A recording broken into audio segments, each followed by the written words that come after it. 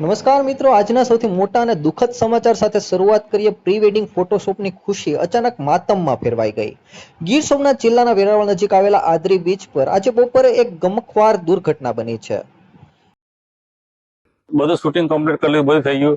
પછી એક નાનો એવો પાણીનો સીન લેવા માટે થઈ જમીનમાં નીચે લગાવ્યું. સીન માટે તેને બેઠા હતા.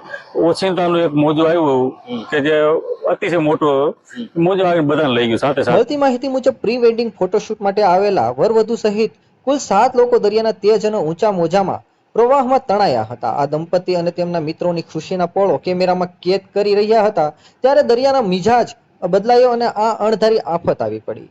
જોકે આ દુર્ઘટનાની જાણ થતાં જ તાત્કાલિક ધોરણે રાહત અને બચાવ કામગીરી શરૂ કરી દેવાઈ હતી. સ્થાનિક લોકો, પોલીસ અને ડિઝાસ્ટર ટીમના પ્રયાસોથી 6 લોકોને હેમખેમ બચાવી લેવાયા છે, જેમાં વરવધુનો પણ સમાવેશ થાય છે. પરંતુ દુર્ભાગ્યવશ આ 7 લોકોમાં એક યુવતી હજી પણ લાપતા છે.